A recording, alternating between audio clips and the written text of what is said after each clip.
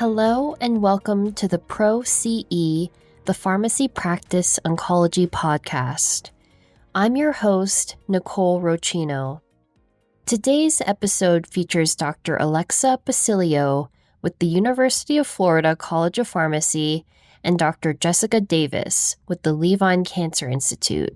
They will be discussing their clinical experience with immune-related toxicities associated with approved immunotherapy that can be expected in clinical practice when managing patients with cancer. This episode is part of a larger educational program titled Addressing the Gaps and Clinical Challenges in IRAE Management, Updates and Strategies for Oncology Pharmacists.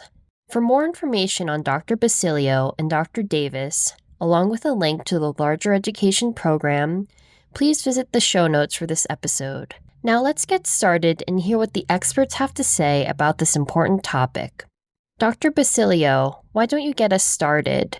Glad you joined me today for the podcast. I just wanted to dive in. So maybe start by talking about what are some of the common or most common immune-related toxicities that we can expect in clinical practice and that we should be monitoring and looking for. Sure. So I think there's a few things that I usually talk with my patients about. The first one is that fatigue is one of the most commonly reported side effects, but it's not something that I expect patients to be in bed all day or, have extreme fatigue. It's usually mild. So if they are having extreme fatigue, I always counsel them to call in because that's more than what would be expected. I also think rash and itching are very common, and then diarrhea can also be a potentially common side effect depending on which checkpoint inhibitor is being used. So particularly in our combination therapy, we see a little bit more diarrhea. Is there anything else you typically talk with your patients about as far as most common side effects? Yeah, I think you hit some really great ones. I also think endocrine is a huge one that maybe is hard to monitor for on the patient side since it's sometimes asymptomatic until it gets pretty severe. But like hypothyroidism, hyperthyroidism, hypophysitis, adrenalitis, all those endocrine features.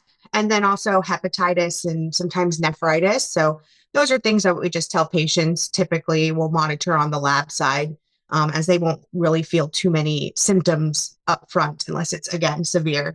Sometimes it's not as common, but still something I always educate patients on is pneumonitis or lung issues because it is very severe and it is more common than the other severe toxicities like neurologic or cardiac related. Yeah, that's a good point. I think, one thing that I always kind of counsel my patients on is that we don't want to watch and wait with a lot of these side effects like the pneumonitis that you mentioned. So for patients who may be having even some mild side effects, I'd rather them call us and talk with us about them so that way we can get them diagnosed early and treated early as opposed to maybe with other therapies where we would monitor a little bit longer. So that's one of the key principles that I always talk with patients and caregivers about.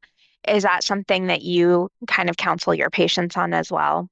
Yes, exactly. I feel like the movement with immune-related toxicities is really shifting to prevent and anticipate. So really trying to catch these toxicities early, treat them or even prevent them from getting severe so they can maintain on the immune checkpoint inhibitors, continue treatment of their cancer and also maintain that quality of life. And that brings us to a really great point too. When do we treat? How do we treat? There's different grades. I don't know if you want to navigate a little bit with a high level overview. We can dive in a little bit more deeper. Sure. So I think in general, when we're thinking about checkpoint inhibitor side effects, steroids is always the easy right answer, right? I think in general, for our more mild grade 1, grade 2, we're doing our supportive care and maybe trying to avoid high doses of systemic corticosteroids. A lot of times we're holding therapy, but not necessarily permanently discontinuing therapy for more mild side effects. But certainly when we get into the higher grade toxicities, grade 3, grade 4, especially those requiring hospitalizations, that's when we definitely need to pull the trigger on systemic corticosteroids and then thinking about permanently discontinuing therapy. Yeah, I totally agree. With mild grade 1, really trying to preserve not being on steroids, being sensitive, of course, to, the severity and type of immune related toxicity the patient experiences, but really trying to maintain their quality of life is the goal there, and preserving non-steroidal treatment options. Like you said, maybe some antihistamines if you have some, itchiness with the rash, or topical steroids if you have to move more to the grade 2. Even, making sure that we're treating, the symptoms of diarrhea, hydration, antiemetics. It's pretty uncomfortable starting to, pick up those bowel movements for patients, but still not severe enough to, come into the hospital. So I totally agree with you, Jessica, making sure that we're treating the symptoms and not just treating the actual diagnosis of the immune-related toxicity. I think it's a little bit of a delicate balance. I don't know your experiences of, when we get to that grade 3, do we admit them? We don't admit them. When to start IV steroids, high dose steroids, low dose steroids, even though we have prednisone, it could be low dose or high dose. It's a really delicate balance. What are your thoughts on it? Yeah, I think one thing that I try to think about is, of course, the patient themselves, how reliable they might be and how close they might be to having same day care. And what I mean by that is, do they have access to same day labs? Are they able to get into clinic multiple days in 1 week if we need them to? In a lot of the community or more rural settings, we may need to admit them just because they may not have the same access to care as our patients who live closer to maybe a more academic type setting where we have a lot more things available in the outpatient setting. So for somebody who lives far away, we may think about admitting them a little bit earlier just because we need them to be close to those resources. So that's something that I think about, in terms of our patients. And then I also think about the specific toxicity itself. So for somebody who has a more life-threatening toxicity like pneumonitis can potentially get severe very quickly. Any cardiac toxicities, those types of things, we're definitely admitting them sooner rather than later. I agree. And it also, like you're saying, the reliability of the patient. Are they able to take the steroids if we start prescribing them maybe at that grade 2 with the oral prednisone? Are they able to tolerate it, handle it? And, in the community setting, like you were saying, it's pretty hard to get, that multidisciplinary team involved. And so if you need that workup like pneumonitis, getting a viral panel, making sure you're checking for infectious workup to rule out any other causes of their symptoms, you may want to admit the patient, for completeness, especially like you said, it can really escalate from grade 2 to grade 3 and 4 overnight and pretty fast. And I think, this also brings a good point too about holding immune checkpoint inhibitors. We obviously don't want to hold it when we don't have to. And I know patients are always a little bit scared when we say, hey, we have to hold your therapy, because that's their, saving grace of that's treating my cancer. And so it's a delicate balance of when to hold it. For grade 1, a lot of the toxicities that patients experience, we can keep that immune checkpoint inhibitor on, and we can just treat their symptoms and possibly the topical steroids if it was a rash, for example. Even getting to grade 2, you can consider continuing, but that's when you have to start having the conversation. When do I hold? Can we permanently discontinue, or can we re-challenge once they have recovered?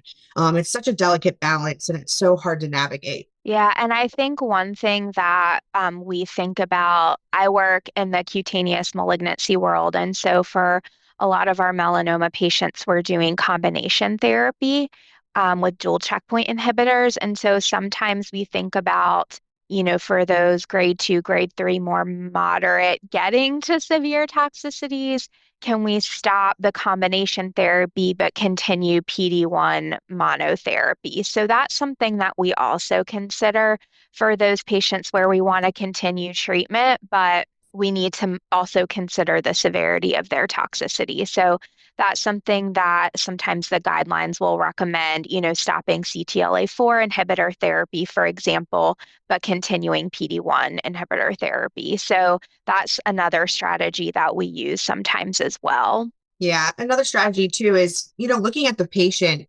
specifically themselves, even if they had maybe a moderate or, not really severe, it's typically, permanently discontinued, but let's say they have a moderate immune-related toxicity and we were able to resolve the toxicity pretty fast. They responded nicely to steroids, they aren't having any residual toxicities or symptoms, and they feel great. Then that would be more likely we would restart therapy, depending, of course, on what toxicity they had. But, if it's taking a while to taper off steroids and to really get their toxicity handled, then we might not want to rechallenge them because they're likely to flare again and have a worsening toxicity.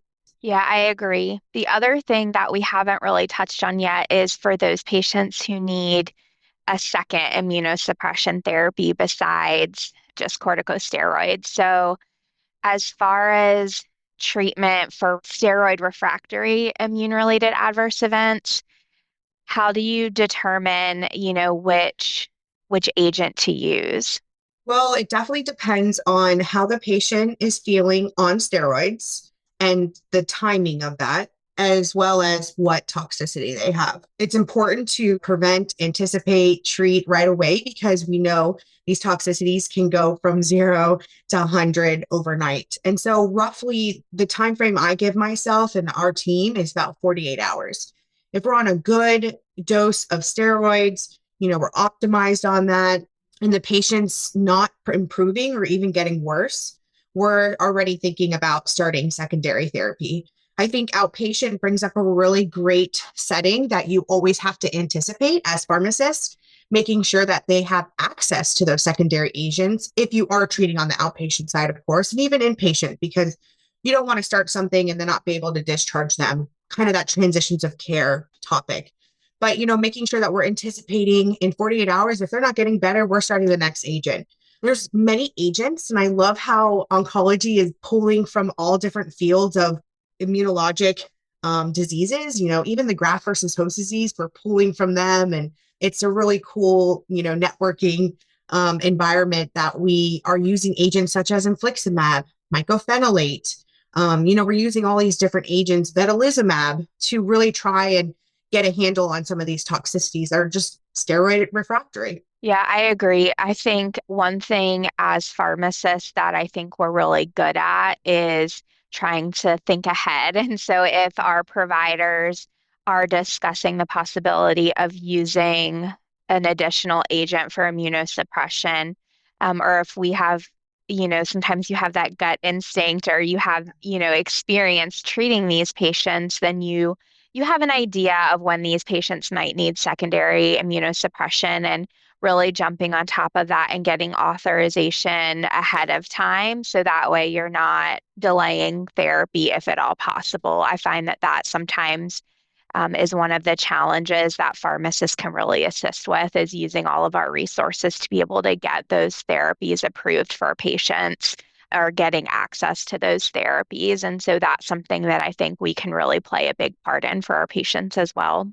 Yeah. And then in choosing those secondary agents, since we are pharmacists and we're the pharmacologic experts, looking at the toxicity profile, because every time we add an agent onto a patient, that's potential for more toxicity or side effects. So, with infliximab, there's, reports of a hepatitis picture with that. So maybe not using that in hepatitis, immune-related toxicities. And tacrolimus is, renally adjust. So maybe avoiding that if possible in nephritis, even if, there's other agents available. So really looking at the whole picture, all the toxicities of the agents is important when choosing specifically which one you are going to choose as secondary or even further refractory cases. Yeah, I think that's a great point. The other thing too, when we're starting steroids and treatment, is supportive care. How do we also take care of these patients with steroids because they're not low doses. They're pretty high, 0.5 milligrams per kilogram all the way up to 2 milligrams per kilogram. How do you manage, making sure patients can tolerate steroids? Yeah, so I think this is something that a lot of our, physician colleagues may not think about, at least not up front, unless they're, used to prescribing these higher doses of steroids. And so, again, I think this is a great area for pharmacists to get involved to really optimize patient care. And so this is kind of, harking back to our internal medicine days, right? Of like the different side effects of steroids. And so it's kind of that bread and butter, hypertension, hyperglycemia, talking with patients about how to monitor for those side effects, especially if they have, comorbid conditions, like they already have underlying hypertension or diabetes, and what recommendations we can make to help manage those. Or communicating with their primary care doctors and letting them know that they're going to be on higher doses of steroids and what they might need, as far as those medications as well. Yeah, exactly. Well said. I mean, patients do not love being on steroids, especially at the high dose. And really you don't want to start tapering those steroids until you have a handle that at least, are not worsening and improving a little bit. And the delicate art of tapering steroids, making sure the patient's not flaring with their symptoms, but also not on long-term steroids for no reason, really making sure that you're on supportive care. I mean, it goes beyond the toxicities, the stomach ulcers that can happen, Mhm. a lot, and also GI tolerability. It makes patients nauseous. They, upset stomach. Long-term use, even though it's pretty long-term, osteoporosis. It can impact patients' sleep. You could also lead to antimicrobial issues such as viral, fungal, bacterial.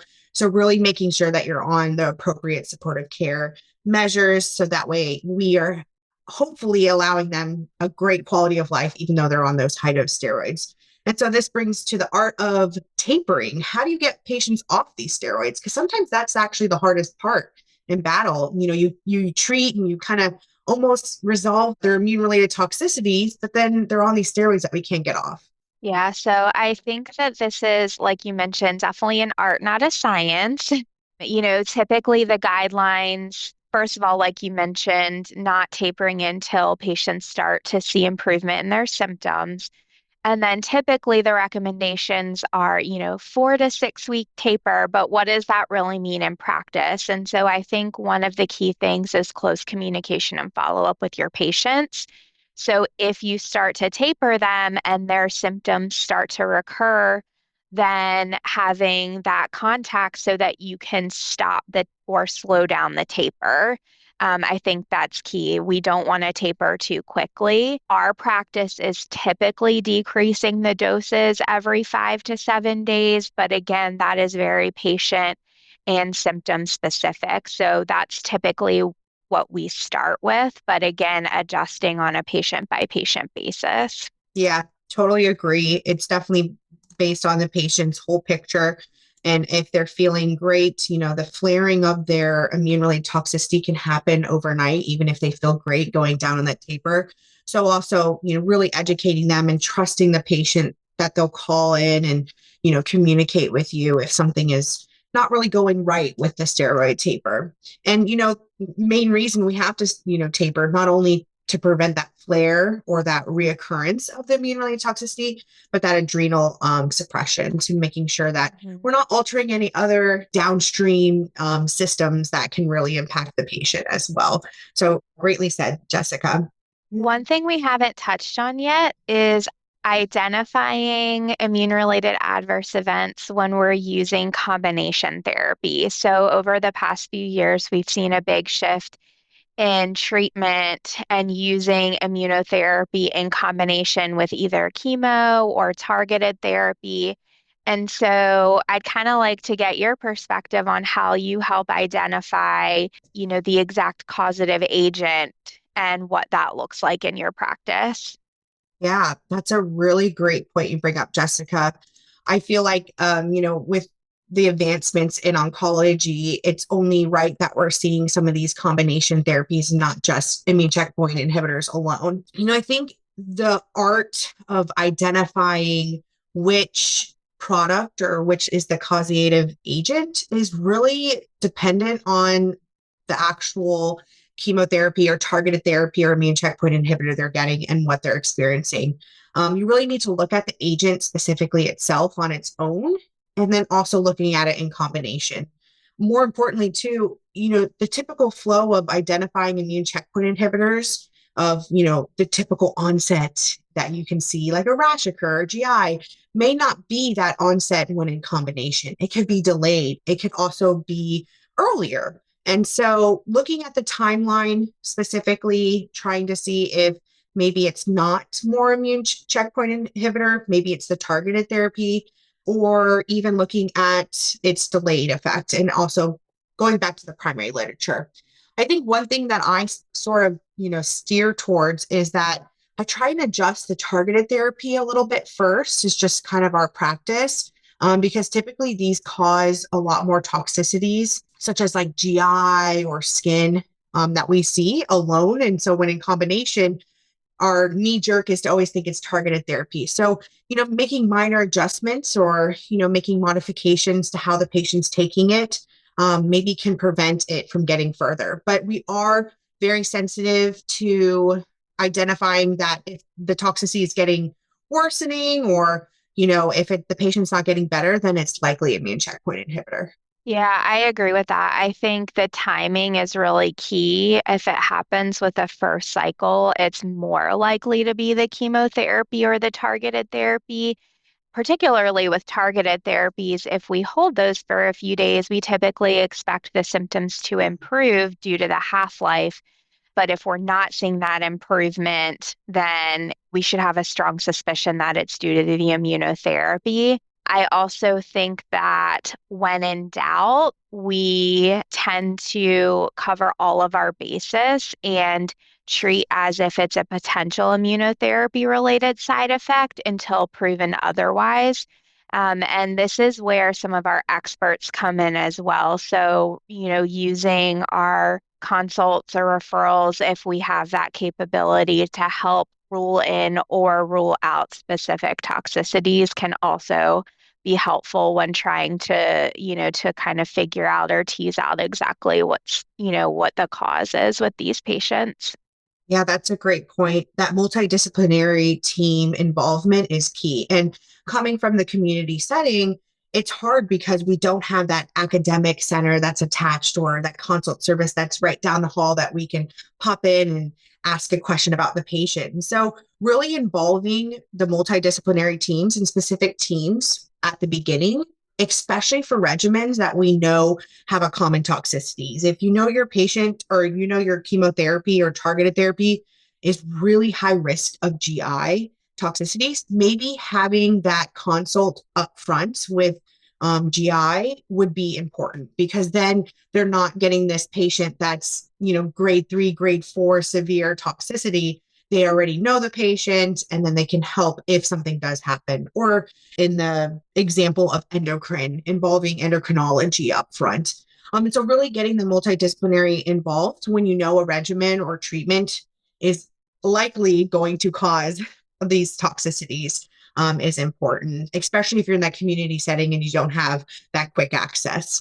Yeah, I think that's a great point. I'm lucky in the sense that I do work at a more urban academic center, and so we have a lot of these specialists at a much easier access. And so I think sometimes we can take that for granted. But again, even for our patients that live further away, even though we're seeing them here, they may not be able to get to a specialist that lives close to them. So I think that's a great point of knowing the resources that you have available and what that referral pattern might look like. You mentioned endocrine toxicities, and I wanted to spend a little bit of time on that just because I think that is one of the more unique side effects that we see.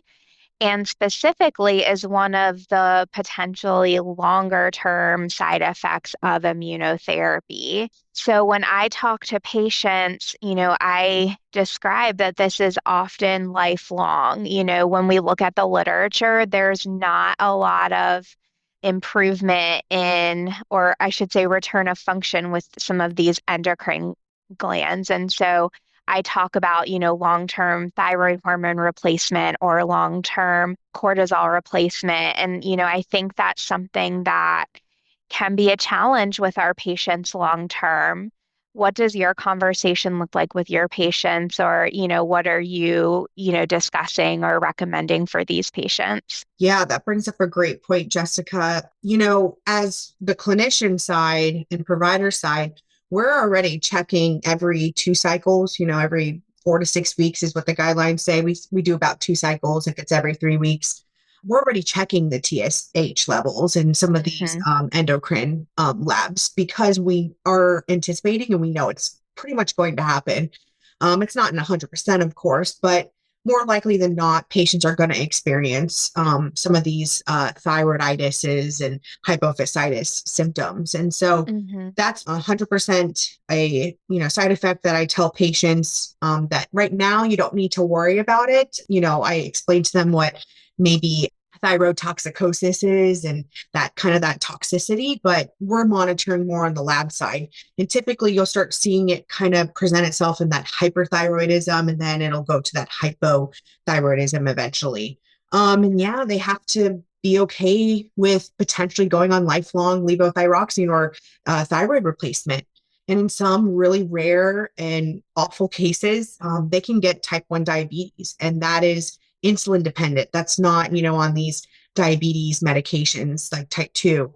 If they get the type 1, it's permanent and they have to be on insulin. And so that's a really big burden for patients. And sometimes they don't want to sign up for it because they don't want that extra medication burden. And so it's a really important conversation to have and really educate them that this is more likely than not going to happen. Yeah, I think too, as we see immunotherapy move into some of the neoadjuvant settings, we're using these therapies in younger patients than what we did, before. And so I think that's part of, when we think about survivorship and things like that, that's part of that falls into those categories where this is something lifelong, and they will have to be monitored for longer term. And so I think that that's definitely an important conversation to have. In a lot of cases, this is still first line recommendation, and so we just need to be upfront, similar to like we would for some of the longer term toxicities that we see with chemotherapy. And so, unfortunately, that is something that our patients may end up having to deal with down the road. And so I think just being mindful of that, and especially for our patients who, transition to survivorship clinics, again, that will be part of their routine follow-up, following on their thyroid levels, following up with endocrinology if they need to, the things of that. And so I think just being upfront with patients and letting them know so that way it's not a surprise down the road, I think has been really important. Yeah, agree. And really making sure at the end, especially whether they're in the academic center or community, that we're educating patients to tell every single provider, even if it's not their oncologist, that they're on immune checkpoint inhibitor therapy and really emphasizing that. So hopefully any of the other providers they see or any other, multidisciplinary team, they can identify and recognize that, oh, maybe this one symptom or side effect is related to immune checkpoint inhibitors and treat early and preserve their quality of life. Yeah, I'll just kind of close with I think education is key, both for our patients and caregivers. We don't know as healthcare providers what is going on at home unless they tell us. And so, always encouraging them to contact the office with any concerns or questions, and doing that sooner rather than later is something that I really emphasize for our patients. And then my closing thought would be more towards providers and clinicians that really prevent and anticipate, really try and get those immune related toxicities identified early. We're treating early, we're anticipating that secondary outcome and trying to preserve that quality of life in comprehensive patient care. Thank you, Dr. Basilio and Dr. Davis, and many thanks to you, our listeners, for joining us. As a reminder, to view the full program, Addressing the Gaps and Clinical Challenges in IRAE Management, Updates and Strategies for Oncology Pharmacists, please click the link in the show notes. And be sure to check back regularly for more episodes on important oncology topics.